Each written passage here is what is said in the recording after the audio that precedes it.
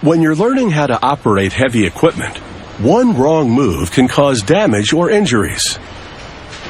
That's why it's becoming more common to train on a simulator, which can replicate real-life scenarios, from typical maneuvers to emergency situations. Whether learning to operate a crane, backhoe, or excavator, it's safer for a trainee to make rookie mistakes at a virtual worksite. The instructor simply installs heavy equipment controls and loads the appropriate software.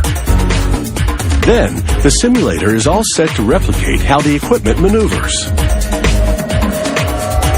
A heavy equipment simulator begins life as a series of 3D technical drawings.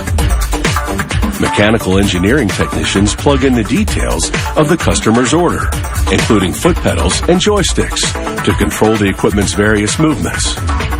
Then assembly can begin. Following the plans, technicians build the steel motion platform, which replicates the movement of the cab. Its base has wheels for rolling the simulator from one location to another. This drive controls the 3 actuators which raise, lower, and tilt the platform.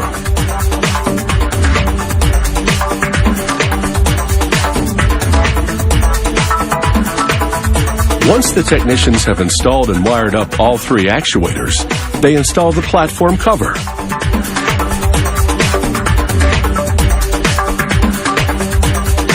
Next, they mount the height-adjustable seat. At its base, enclosed in a bellow, is a pneumatic suspension system.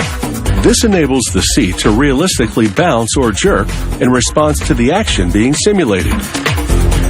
Meanwhile, another technician assembles the simulator's control box. He mounts the joystick controller and connects its wiring to a cable inside. The cable leads to a connector on the base of the box. That connector simply plugs into the motion platform right next to the operator's seat. The box attaches securely with large screw knobs, making it easy to disconnect and switch to different kinds of simulations. The foot pedals are mounted to a separate platform. Technicians attach it to the motion platform with 2 screws. Like the control box, the idea is to be able to switch this pedal platform easily for a different one. The simulator's cab is now fully assembled, and it moves just like a real one.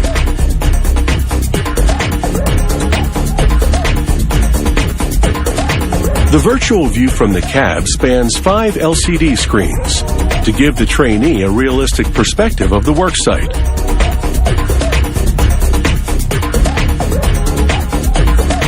After installing the screen supports, workers mount the screens.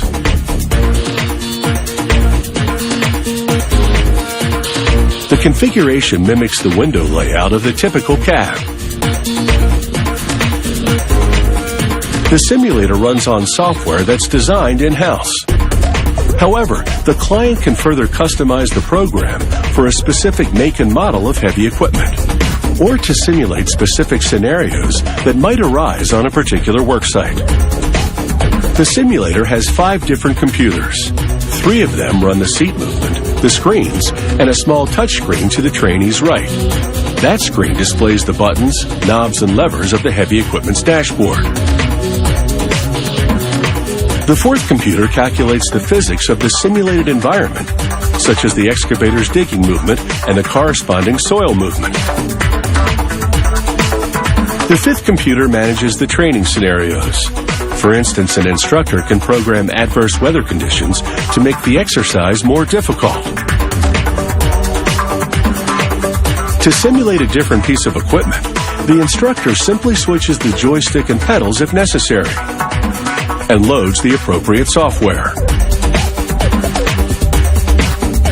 In the simulator, the trainee has the same perspective he or she would have in the real-life cab. 3 reflective markers on the helmet enable an infrared camera mounted above the screens to track the trainee's head movements. This prompts the software to display the corresponding view.